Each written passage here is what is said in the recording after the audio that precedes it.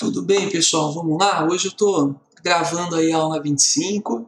Essa aula 25 é a nossa primeira aula de um assunto novo. Hoje a gente começa a falar da geometria, né? Saímos aí da álgebra, né? A gente vem desde o começo do ano trabalhando com assuntos do campo da álgebra e hoje a gente entra nessa área nova aí na geometria.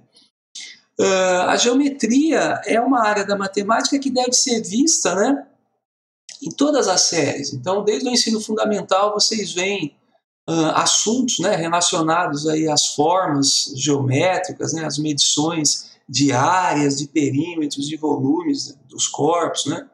E agora no ensino médio, então, a gente precisa conversar um pouco mais, né, detalhar um pouco mais esse trabalho, principalmente com as formas espaciais, né? Então, o nosso estudo aqui vai ser de geometria espacial.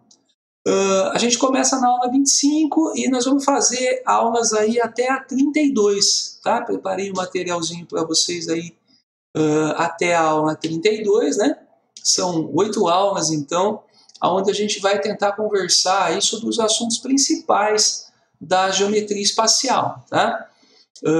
Vamos ver as principais formas, né? As 5 principais formas espaciais aí e tentar dominar, então, a partir dessas formas, né? Tentar dominar esse conhecimento, né? Essa capacidade, essa habilidade que a gente tem, que a gente pode desenvolver, né? De fazer medições das coisas que estão ao nosso redor, das coisas reais, né? Das coisas tridimensionais. O nosso mundo é tridimensional, então por isso é muito importante a gente entender como se faz, né, essas medições dessas formas verdadeiras, essas formas reais, tá bom? Mas nessa primeira aula, nessa aula 25, eu vou só fazer uma introdução. Eu quero falar sobre 2 temas, 2 assuntos que são muito importantes, né, que vão aparecer o tempo todo dentro dos exercícios da geometria espacial. Então a gente vai conversar um pouco sobre eles hoje, que são o Teorema de Pitágoras. O Teorema de Pitágoras, né, um dos teoremas mais úteis de toda a matemática, aí dentro desse campo ele vai ser muito útil, então a gente vai conversar um pouco sobre ele. E as medidas, aí, o cálculo da área de figuras planas, né? Então, esse cálculo de áreas, a gente vai perceber que apesar de ser uma medição de figura plana, mas quando a gente entrar nas formas espaciais, as superfícies, né, que a gente vai estar trabalhando das formas espaciais vão ser, na maioria delas, superfícies planas, e a gente vai poder, então, utilizar esse conhecimento, tá bom? Então, hoje não tem nenhuma novidade, não tem nada de muito, né, diferente do que vocês já estão acostumados, mas é bem importante que a gente comece por aí, tá bom? Vamos lá. Então, estou começando aqui com o Teorema de Pitágoras. Então, o Teorema de Pitágoras é a relação que a gente conhece aí, né, entre os 3 lados de um triângulo retângulo. Então, toda vez que a gente tem um triângulo, né, que tem um dos seus cantos aqui, um dos seus ângulos reto, ele é retângulo, e aí eu posso relacionar a medida do lado maior dele, que fica de frente para o ângulo reto, né, a gente chamada hipotenusa, com os 2 lados que formam o ângulo reto, que a gente chama de catetos, né? Então, segundo aí o Teorema de Pitágoras, o quadrado dessa medida da hipotenusa vai ser sempre igual à soma dos quadrados dos 2 catetos, né? Então, isso pode ser escrito dessa forma aqui, né? A hipotenusa ao quadrado é igual à soma dos quadrados dos catetos. Nessa primeira tela, então, estou mostrando as 2 situações que mais acontecem, né? Quando a gente já tem o triângulo conhecido e está faltando uma medida dele, né? Essa medida que está faltando, ela pode ser a hipotenusa e ela pode também ser um dos catetos, né? Então, a gente aplica a relação do jeitinho que ela é aí, né? Eu costumo dizer que já faz bastante tempo que foi, né, escrito esse trabalho do Pitágoras aqui, e até hoje ela funciona, então não é hoje que a gente vai mudar isso daí, né? Então, olha, se a hipotenusa ao quadrado é igual a um cateto ao quadrado, mais o outro cateto ao quadrado, né? Veja, no primeiro triângulo, então, o que eu conheço aqui, a medida que eu quero saber é a hipotenusa, que é um lado maior, né, um lado que está de frente para o ângulo reto. Então, quando ela entra no lugar da hipotenusa aqui, Os dois catetos são 12 e 5. Não importa a ordem que eu vou escrever os dois catetos, né? Porque eles estão somando e a adição é comutativa, não importa se eu faço na ordem invertida aqui, vai dar a mesma coisa, né? E aí faço a continha e determino então a medida desconhecida. Nesse caso aqui, 144 mais 25, né? Então, x ao quadrado é 169 e x é raiz de 169, é 13, né?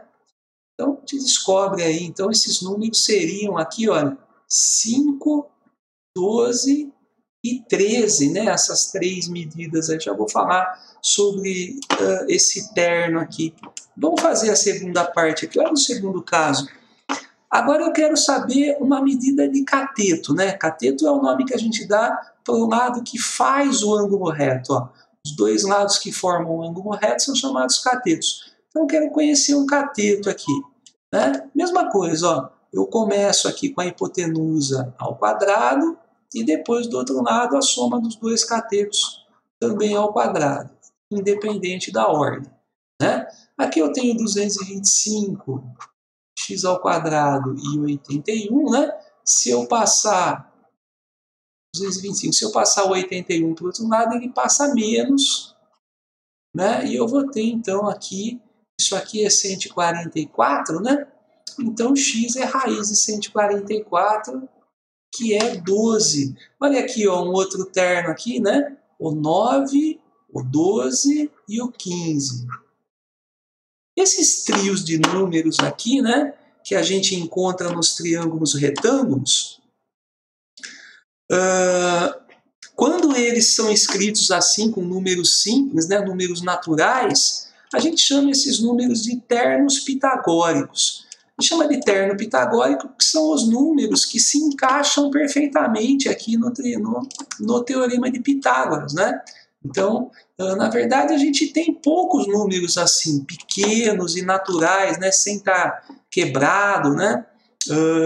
Então, quando a gente trabalha com exercícios, e os exercícios são montados, né, a maioria das vezes para dar números inteiros, assim, a gente vai encontrar muitas vezes os mesmos ternos pitagóricos. Né? Isso é uma observação importante, talvez os professores que vocês tiveram no ensino fundamental já tenham falado sobre isso, né? Porque a gente acaba acostumando então com alguns ternos, né? Principalmente esse daqui, ó. Esse aqui é o terno mais conhecido, né? A gente diz que é o triângulo 3, 4, 5.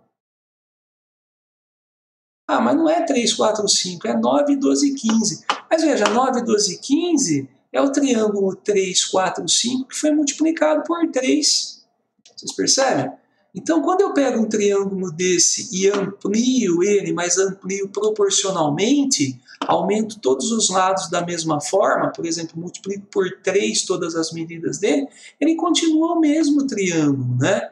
Ampliado, mas ele continua mantendo aí a sua mesma forma, né? Então, a gente vai encontrar esses triângulos de terno 3, 4, 5 multiplicados, né?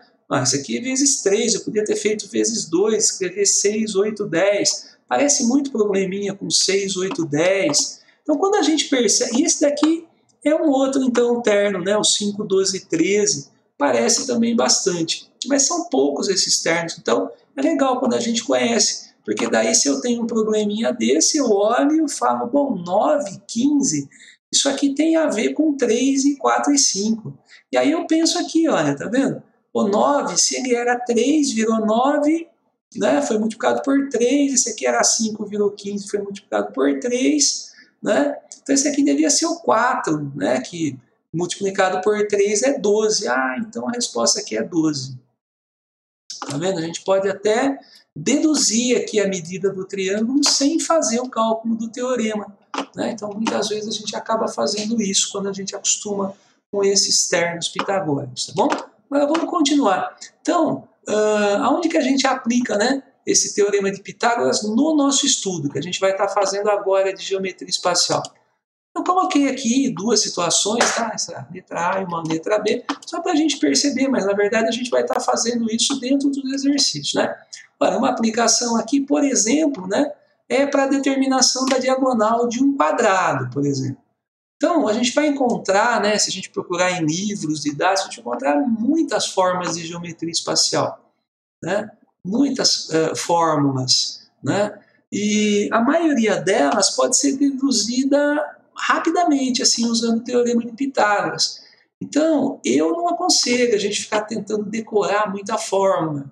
A ideia é a gente entender algumas deduções para quando precisar, a gente faz no cantinho do caderno a dedução e consegue resolver exercícios aí sem ter muito problema, né? Então veja aqui o caso da diagonal do quadrado, por exemplo. Quando a gente traça essa linha diagonal, né, do quadrado, a gente enxerga um triângulo retângulo aqui, ó.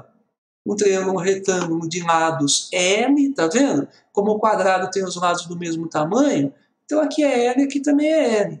E a diagonal Dzinho aqui. Então eu posso aplicar o teorema de Pitágoras aqui, né? O ângulo reto está aqui embaixo, ó. Então o Dzinho é a hipotenusa, e esses dois L's aqui são os catetos. Então, aplicando o teorema de Pitágoras, olha, a hipotenusa ao quadrado, então Dzinho ao quadrado, é igual a um cateto L ao quadrado mais um outro cateto L ao quadrado. Então, Dzinho ao quadrado é 2L ao quadrado. Então, Dzinho, que é a diagonal que eu gostaria de saber aí, né? Ela é a raiz quadrada de 2L quadrado.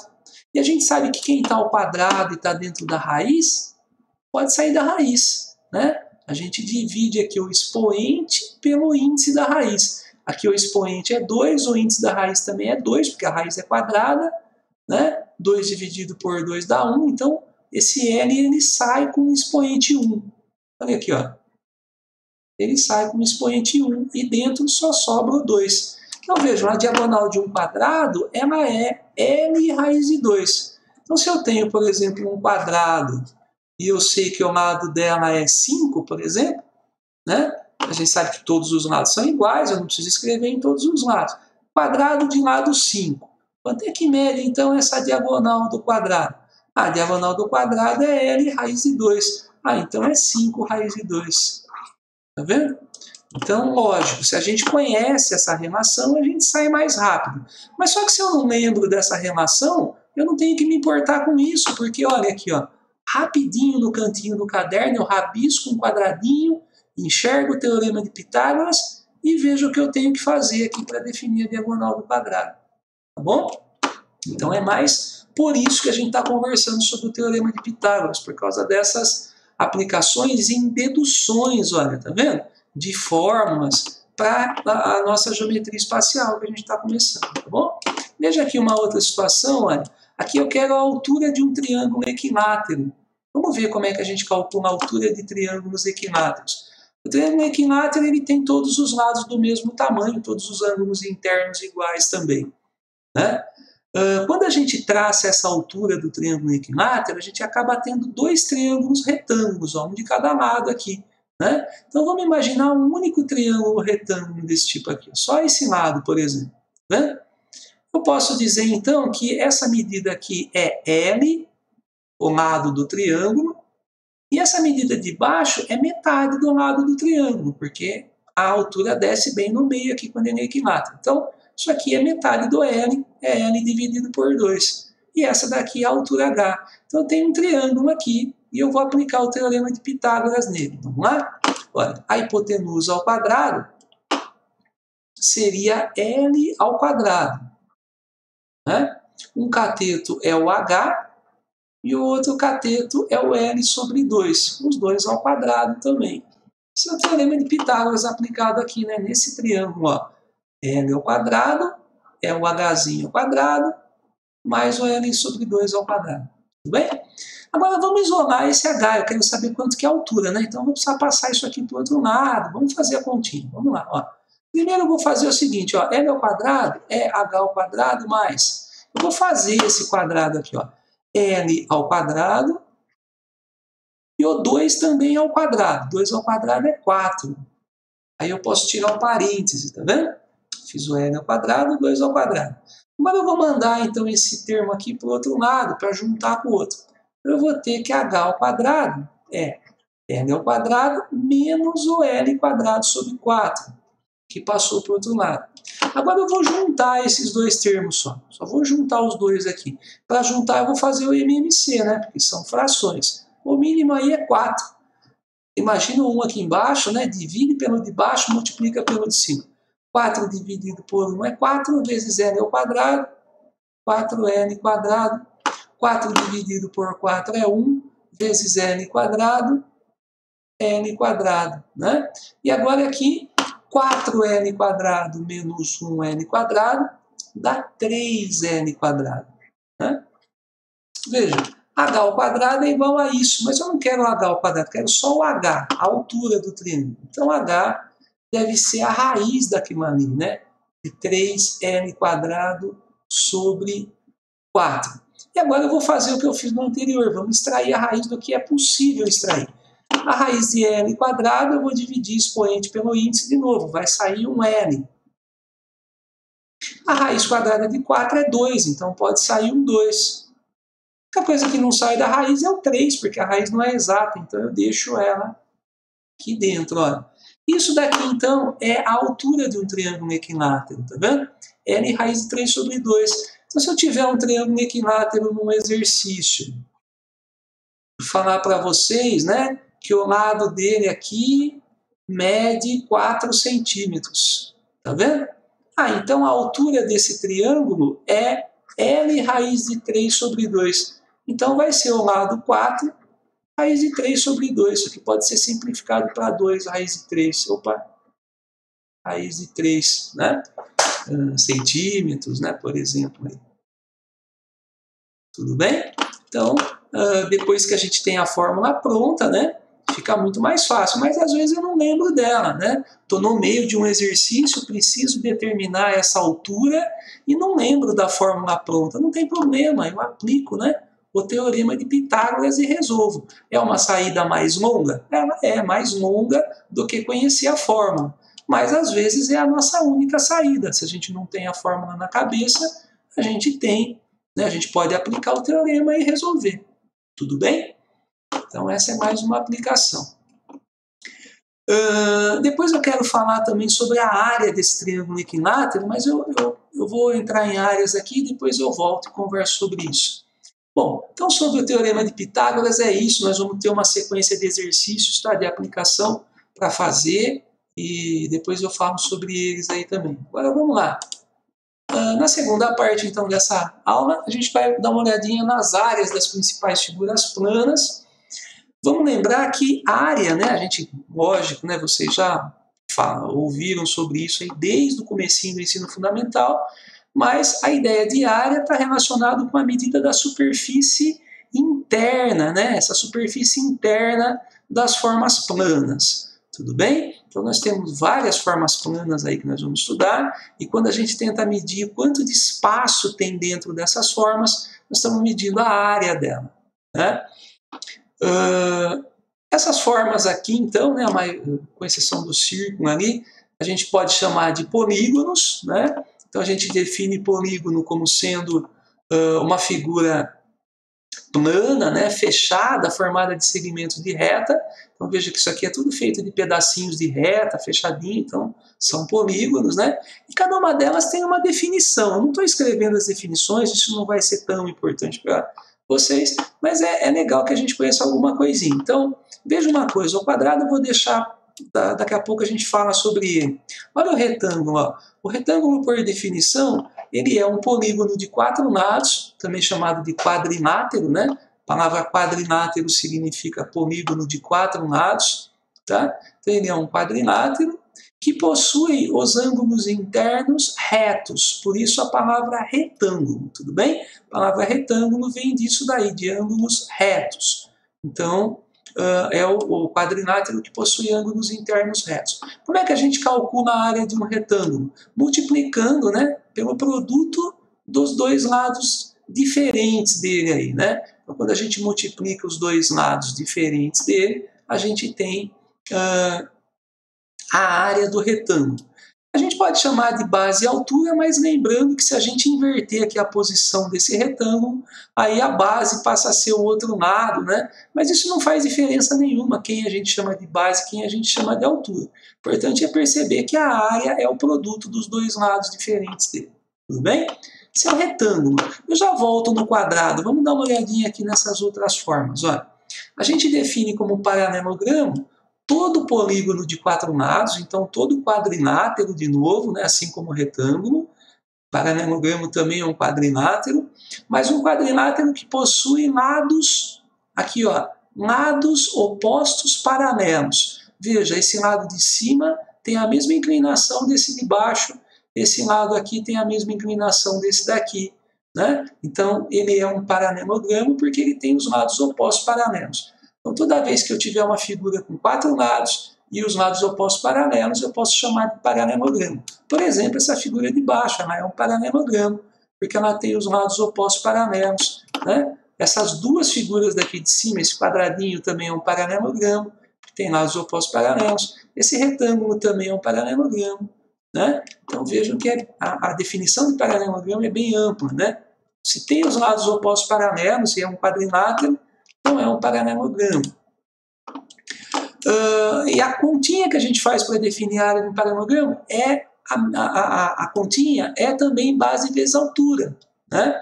O que ela difere de um retângulo? A diferença é que agora a gente não pode medir em cima do lado a altura, tá vendo? A altura de um retângulo é a medida do próprio lado, né? Porque o retângulo tem esse canto reto e a altura pode ser medida aqui no lado. A altura de um paralelogramo que não é retângulo, né, a gente vai acabar medindo fora ou medindo aqui dentro, né? Então, ela tem que ser uma medida feita perpendicular à base, né? Então, perpendicular quer dizer a 90 graus da base, de pé. A gente não pode inclinar assim para medir a altura, né? Então, a gente faz a medida aqui fora ou faz a medida aqui dentro, tudo bem? Mas é a mesma continha, base vezes altura, assim como o retângulo. Bom? Um losango, olha o losango. A definição de losango é quadrilátero que possui todos os lados do mesmo tamanho, com a mesma medida, né? Então isso aqui é um losango porque possui os 4 lados com a mesma medida. Será que a gente tem mais algum losango por aqui? Vamos voltar, olha aqui, ó. O nosso quadrado, né? O nosso quadrado é um losango, tá vendo? Porque ele tem todos os lados com a mesma medida também. Eu deixei por último aqui o quadrado, né? Deixei para depois, por causa disso mesmo. Olha, o quadrado é uma figura bastante interessante, porque ela é um retângulo, porque tem os cantos retos, tá vendo?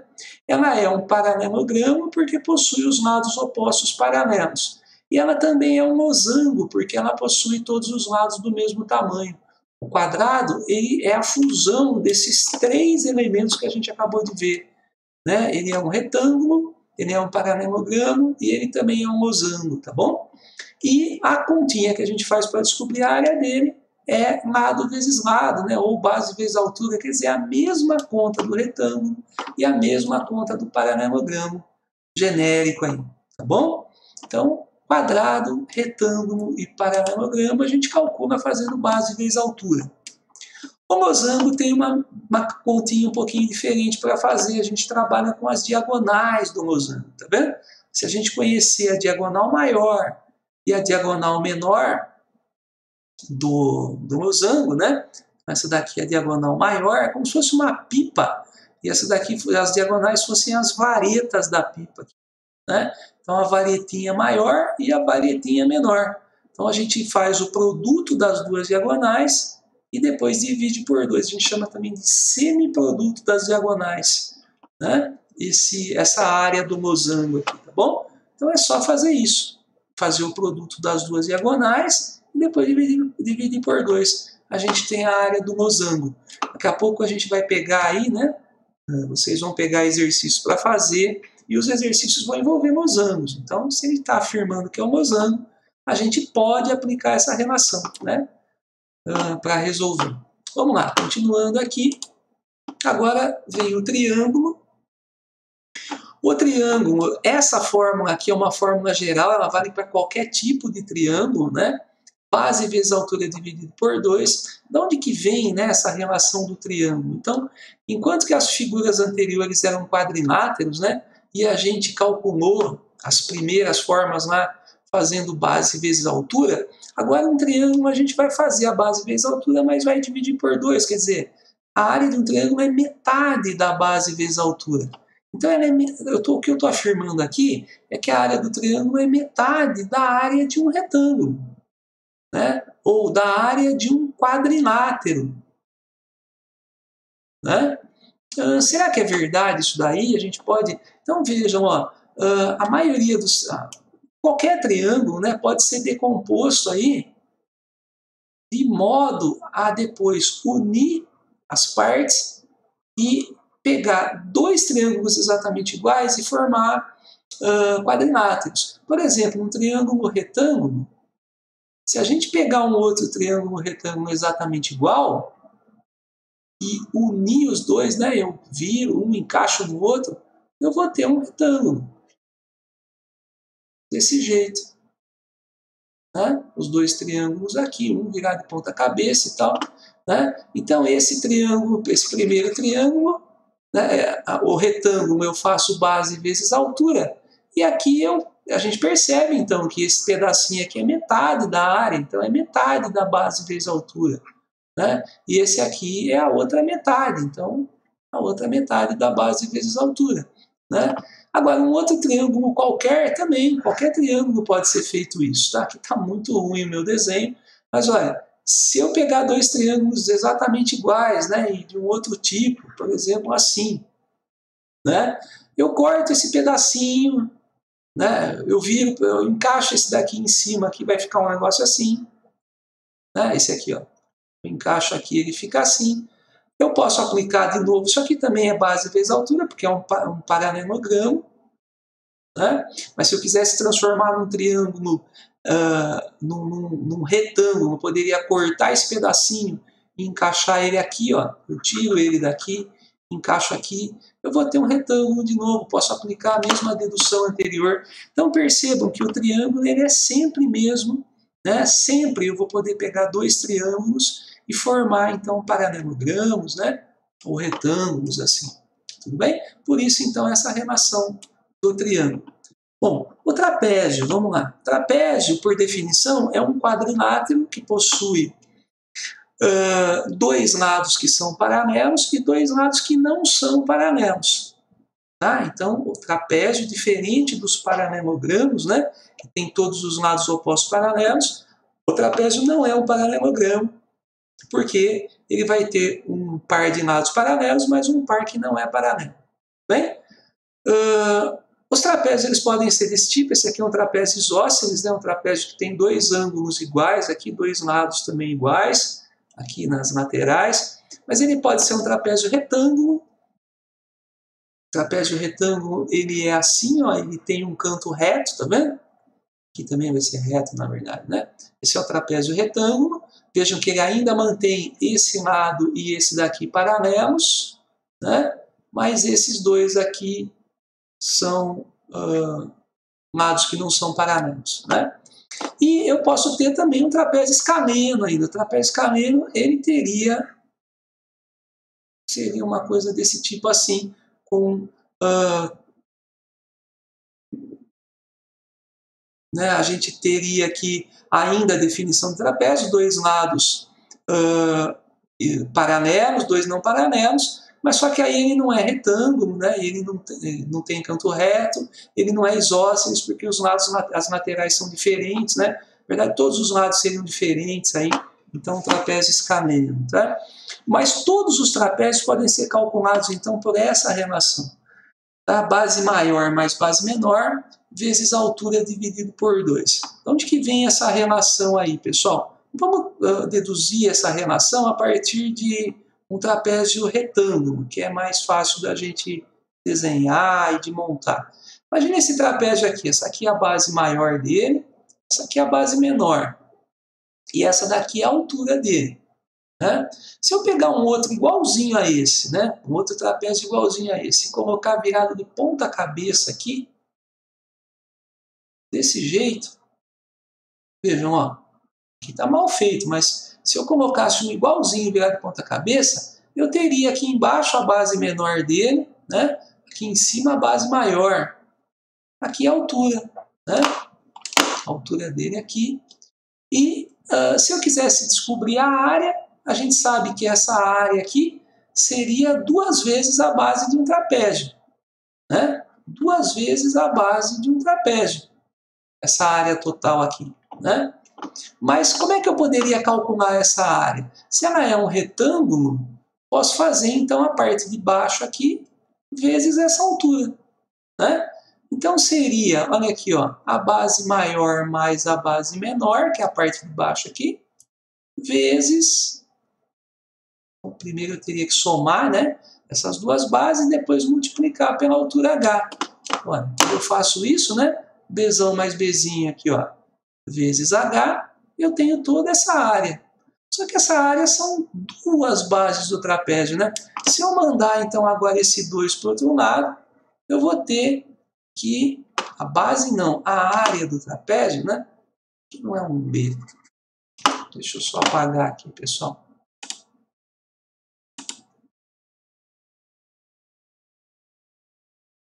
Arrumar isso aqui também, que é a área.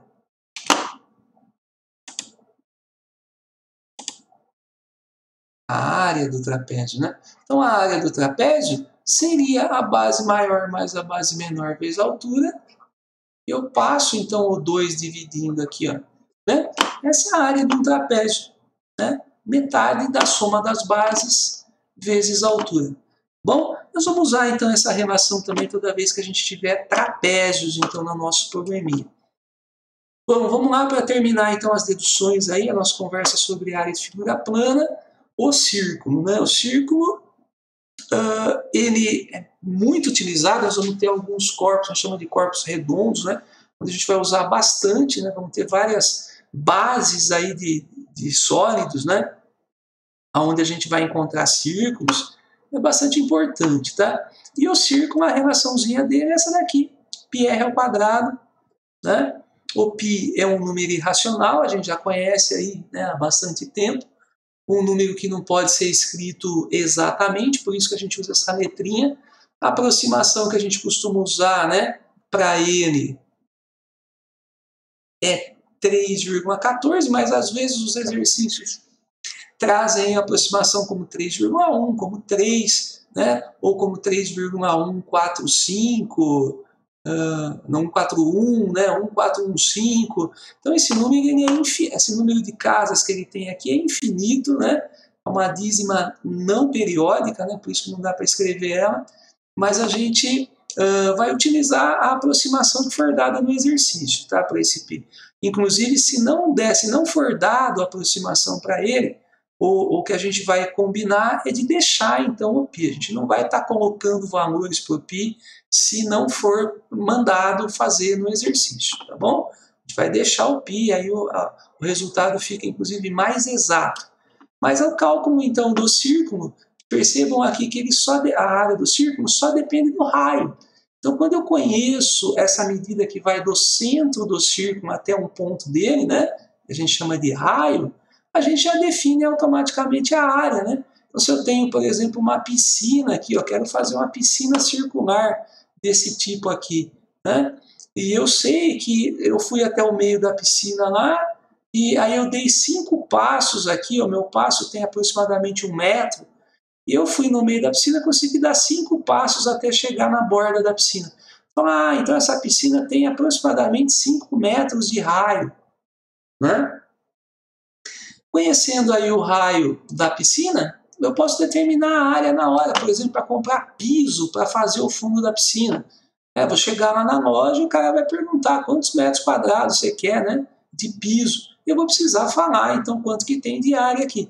Então, o que eu faço para achar a área? Mano? Eu pego o valor π e multiplico pelo raio, no caso aí 5 ao quadrado. Isso aqui é 25π. Lógico, se uma situação mais prática, eu não vou falar 25π para o vendedor lá da loja, né? Eu aproximo, esse π é mais ou menos 3. 3 vezes 25 é 75. Isso aqui é aproximadamente uns 75 metros quadrados. né? Lógico que é um pouquinho mais por causa desse quebradinho, então eu peço um pouquinho mais. Mas vejam que até de cabeça, então, a gente pode enxergar, né, a medida da superfície circular, da área circular. É muito simples, né? Às vezes aparece também nos exercícios a medida do diâmetro, que é essa medida que passa pelo centro, mas vai até a outra borda do círculo aí, né, do outro lado. E aí a gente divide esse diâmetro por 2 para ter o raio, né, para poder utilizar o raio, tá bom? Então, medida do círculo aí também conversado, né? Então não tem nenhuma novidade para vocês, né, nessa aula, mas para a gente lembrar mesmo dessa introdução. E para terminar então essa conversa, estou deixando aqui uma última aplicação. Vocês vão ter algumas figuras desse tipo nos exercícios, né, de vocês, para calcular então algumas áreas. Veja aqui, ele pede para encontrar a área da região que está grifada aqui na figura, tá vendo? Quero medir essa área aqui. Vejam que essa área, se a gente olhar ela inteira assim, ela não vai se parecer com nada que a gente conversou até agora, né? Agora, se a gente decompor essa figura, quebrar em partes, a gente vai enxergar, então, as formas que a gente trabalhou, né, que a gente conversou. Vejam que essa parte de cima aqui, ela é, né, aqui, ó, um semicírculo. A gente chama de semicírculo metade de um círculo, né? Perceba que ela é exatamente metade, porque essa medida que vai do centro até o círculo é o raio, né? Então, se daqui do E até aqui em cima tem o raio, para baixo teria que ter também, né? Então, e aqui, ó, do meio para cá também é o raio, tá vendo? Então, se aqui é o raio, percebam que para cá também é o raio e essa medida é o diâmetro. Então, se o diâmetro está encaixando aqui, é porque isso aqui é exatamente meia circunferência, né? Isso aqui, então essa região aqui, meio círculo. Então, se a gente conseguir determinar a área do círculo, a gente divide por 2 e tem essa região aqui, essa região calculada. E esse pedacinho aqui de baixo, né, ele é metade desse retângulo, que a gente também pode calcular. Então, vamos lá, como é que a gente vai fazer esses cálculos? Primeiro, nós vamos obter as medidas que a gente precisa, né? Veja aqui, ó, essa medida do raio ela não está escrita aqui, mas ela é igual a metade do lado do retângulo. Vocês percebem que esse raio ele pode ser encaixado aqui embaixo, ó. Então, se ele é metade do lado do retângulo, se eu conhecer essa medida do lado aqui, eu vou acabar conhecendo automaticamente o raio do círculo, né? Mas só que esse lado não está escrito aqui, eu não conheço também. Mas eu conheço duas medidas desse retângulo. Quando eu conheço duas medidas, a terceira eu posso descobrir utilizando o teorema que a gente conversou aí no começo dessa aula. Teorema de Pitágoras, né? Então, vamos começar dessa forma, pessoal. Vamos descobrir essa medidinha x. Tudo bem? Ela é um cateto desse triângulo retângulo. Vou aplicar o teorema de Pitágoras. Ó, a hipotenusa desse triângulo ao quadrado é igual a um cateto ao quadrado mais o outro cateto ao quadrado, tá bom? Trabalhando com esse triângulo, tá bom? Esse triângulo que não está grifado aqui, ó. Poderia ser esse também, porque é igualzinho, né? Fazendo a continha, eu tenho 25 igual a 9 mais x ao quadrado. Eu tenho que x ao quadrado é 25 menos 9. Então, eu tenho que x ao quadrado é igual a 16 e que x é a raiz de 16, que é 4. Na verdade, eu não precisava ter feito isso, porque esse triângulo é pitagórico, né? Eu tenho aqui, ó, 3, aqui é 5, com certeza aqui tinha que ser 4. É o triângulo 3, 4, 5, né? Que a gente acabou de conversar aí, né? Mas, se a gente não lembra dele ou não percebe e tal, a gente usa o teorema de Pitágoras e encontra, né? Então, essa medidinha é 4. Se esse lado do retângulo é 4, é porque esse raio aqui, então, é metade, né, pessoal? Aqui tem 2 de raio, né? E aí, agora eu posso terminar o meu exercício. Veja, ó. A área do círculo é πr ao quadrado, então vai ser π vezes o raio aí, 2 ao quadrado. Isso aqui é 4π. E se eu quiser aproximar, então se no exercício ele tivesse dado, né, falado assim, ó, use aí o π igual, né, a 3, por exemplo. Ele não é igual, ele é aproximadamente, mas se a gente aproximar para 3, Então, essa pontinha aqui ficaria 4 vezes 3, né? Então, 12 centímetros quadrados, por exemplo, né? E aí, depois, eu poderia fazer também a área do retângulo, né? Que é base vezes altura. Então, a base x ali eu acabei de descobrir que é 4, né? A altura é 3. Isso aqui também vai dar 12, né? Ué. E aí, para terminar, vamos descobrir agora essa área que está grifada, né? Ela vamos ver aqui, vamos chamar de área G, grifada. Ela é metade da área do círculo mais metade da área do retângulo. Isso aqui é um retângulo, viu, pessoal? Está aparecendo o círculo, né? Metade da área do retângulo, ó. Tudo bem? Então ela vai ser 6 mais 6, tá certo? Metade de um, metade do outro.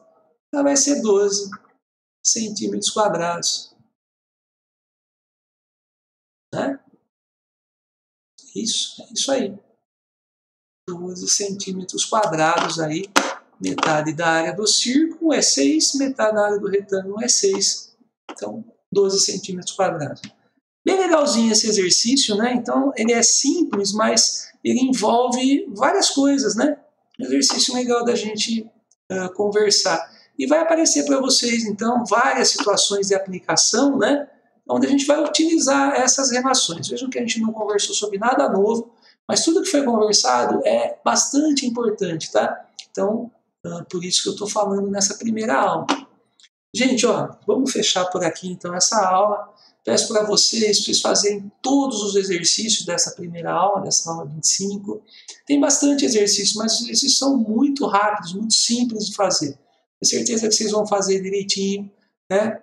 Vocês vão encontrar a resposta dos exercícios no final do material que eu preparei. Então vocês podem conferir e qualquer problema a gente vai conversando, né? Vai fazer a correção e vai fechar isso daí direitinho, tá bom? Então até a próxima aula, pessoal. Obrigado pela atenção.